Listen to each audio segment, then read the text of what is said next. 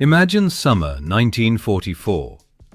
In the Mount Washington Hotel at Bretton Woods, delegates from 44 nations gather to decide the future of the world economy.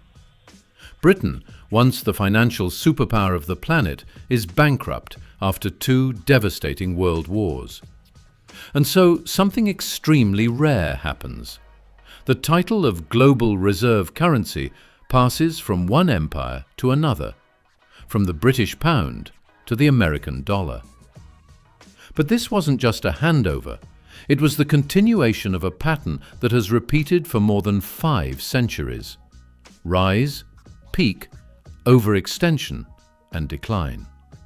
And today, the US dollar is showing the same warning signs that signaled the fall of every world reserve currency before it. To understand what's coming, we need to go back, far back. In the mid-1400s, Portugal becomes the first true global economic power. Revolutionary navigation techniques, new trade routes around Africa, and global outposts turn the Portuguese real into the world's first widely accepted international currency. But success leads to overreach. Military outposts across continents drain the treasury. Competition intensifies, and political instability weakens the kingdom. By 1580, Spain absorbs Portugal, and with it, its financial influence. Spain's rise is fueled by the greatest silver discovery in history, the mountain of Potosi in the Andes. Spanish silver coins, the famous pieces of 8, circulate across Europe, the Americas, and Asia, the first truly global currency. But a flood of silver creates massive inflation at home. Spain defaults repeatedly, its economy collapses, and by the mid-1600s, its monetary dominance ends. The Dutch Republic rises next.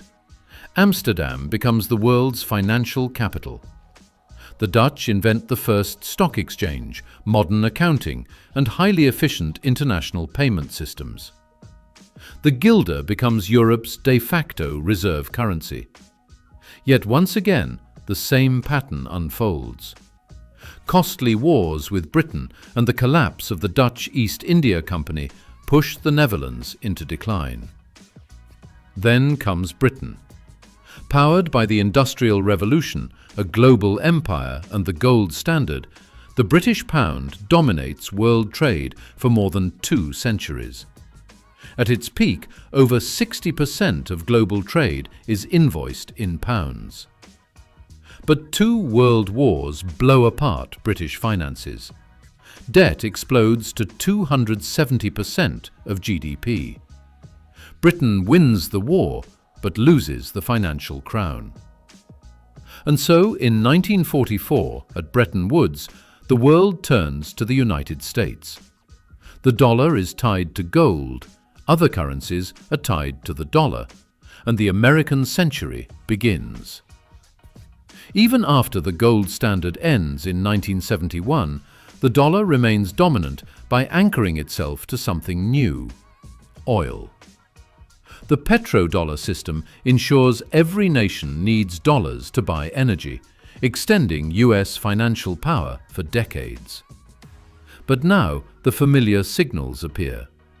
In 2000, more than 70% of global foreign exchange reserves were held in US dollars. By 2024, that number has fallen to 58%. Foreign investment in US treasuries has dropped from over 50% in 2008 to just 30% by 2025. US debt has climbed above $36 trillion, 124% of GDP. The United States operates more than 900 military bases in 130 countries. And around the world, alternatives are being built.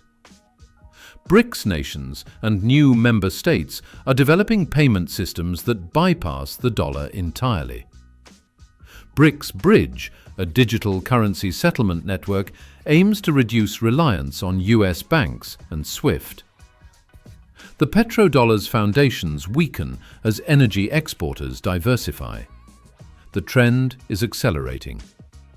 Every world reserve currency has followed the same life cycle: rise through innovation, peak through global adoption, overextension through debt and military cost, and decline as trust erodes.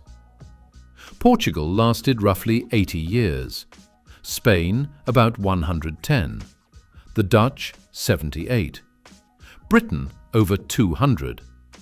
The US dollar has held reserve status for 81 years, close to the historical average of 95.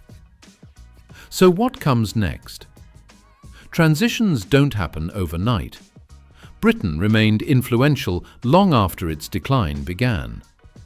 But the shift did come, and once it started, it accelerated quickly. Today, we may be witnessing a similar transformation.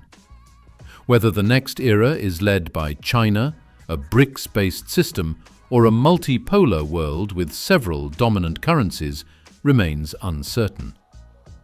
History doesn't repeat exactly, but it does rhyme.